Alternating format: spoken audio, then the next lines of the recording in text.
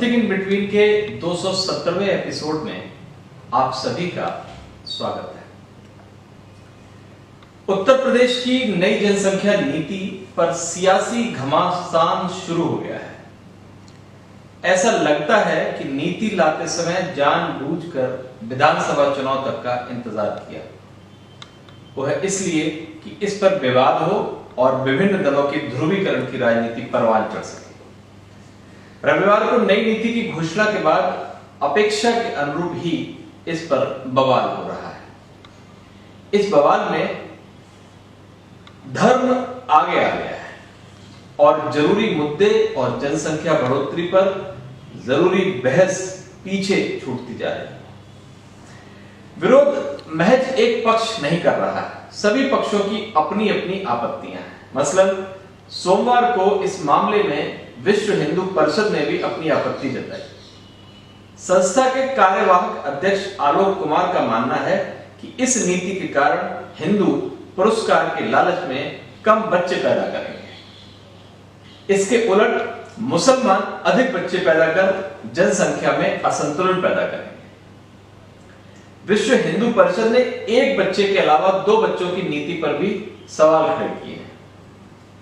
सपा सांसद शफीकुर रहमान वर्ग इसे मुसलमानों को प्रताड़ित करने का माध्यम मानते हैं।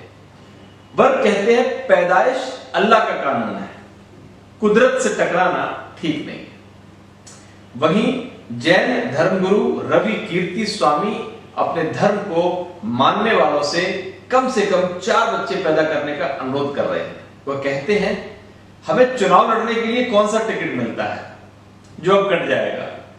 कभी हमारी संख्या 25 करोड़ थी, कभी 15 करोड़ थी, अब महज हम 50 लाख हैं। एक तरफ दूसरे धर्म के लोग बच्चे पर बच्चे पैदा कर रहे हैं, फिर हम क्यों रोक लगाएं? जाहिर तौर पर जनसंख्या नियंत्रण का मामला बड़े विवाद का रूप लेता दिख रहा है। इसके जरिए विभिन्न दल धार्मिक आधार पर ध्रुवीकरण की कोशिशों में जुट गए हैं। संभवतः भाजपा को पता था कि नई जनसंख्या नीति आने पर ऐसी ही प्रक्रियाएं सामने आएंगी। उससे उसकी धार्मिक ध्रुवीकरण की राह आसान होगी। इसे पार्टी सांसद सुधीर गुप्ता के बयान से समझा जा सकता है। उन्होंने देश में बड़ी जनसंख्या के लिए धर्म विशेष को जिम्मेदार ठहराया है। उन्होंने कहा कि इसके लिए आमिर खान जैसे लोग जिम्मेदार हैं।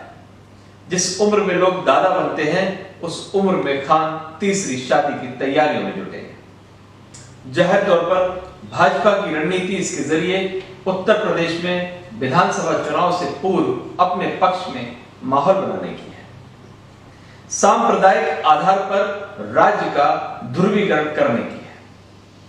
हालांकि देश की जनसंख्या की समस्या को लेकर असली बहस गायब है। सवाल है कि क्या सख्त कानून, दंड और योजनाओं के लाभ से वंचित करना ही जनसंख्या पर नियंत्रण लाने का एकमात्र विकल्प है?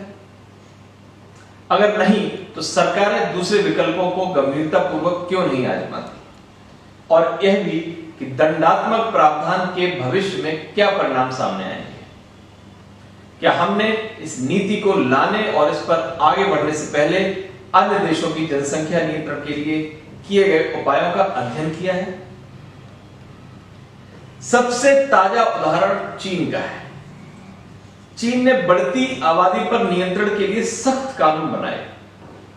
दशकों बाद देश का जनसंख्या संतुलन गड़बड़ा गया। देश में बूढ़ों की संख्या बढ़ गई। इससे घबराए चीन ने अब एक दंपत्ति को 3 बच्चे पैदा करने की इजाजत दी है। हालांकि लंबे समय तक सख्त कानून के रहने से वहां लोगों की मानसिकता बदल गई। बिना बच्चे के परिवार और एक बच्चे के परिवार की मानसिकता इस कदर मजबूत हुई कि 3 बच्चे पैदा करने की इजाजत के बावजूद लोग इसमें दिलचस्पी नहीं ले रहे।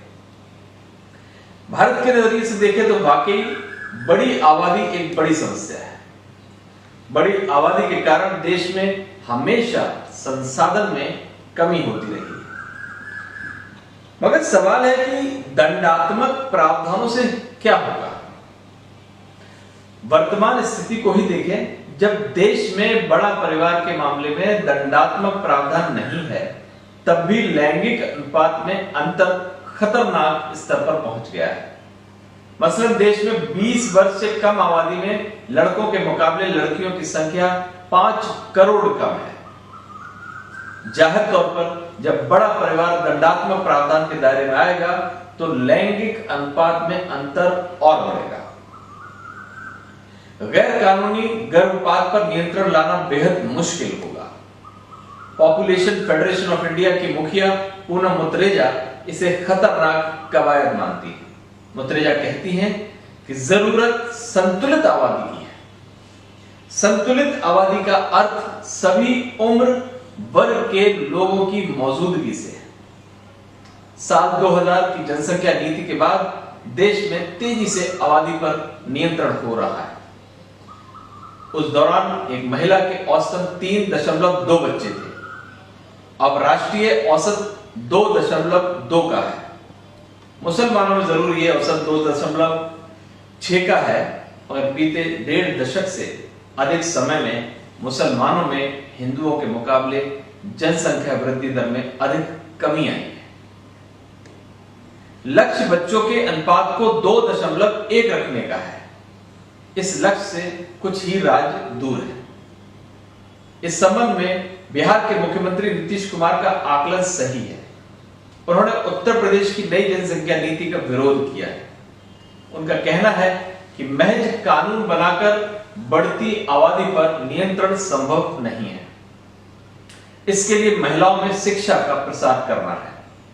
जैसे जैसे महिलाओं में शिक्षा का प्रसार हो रहा है, वैसे वैसे जनसंख्या बढ़ोतरी पर लगाम लग रही है। अब जरा इस खांचे में उत्तर प्रदेश को फिट करें। महिला साक्षरता के मामले में उत्तर प्रदेश 4 सबसे पिछड़े राज्यों में शामिल है।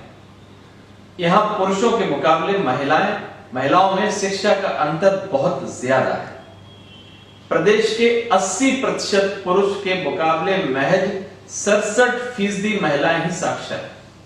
अभी राज्य की 11 से 14 वर्ष के आयु वर्ग की 10% बच्चियां स्कूल नहीं जा रही हैं।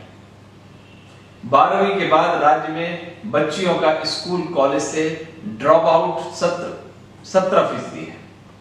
साल 2011 के सेंसस का आधार बनाएं तो राज्य में प्रति परिवार 3.15% बच्चे हैं। हिंदुओं में ये 3.06%, तो मुसलमानों में 3.6% है। राज्य के 44.2% परिवारों में 2 ही बच्चे हैं।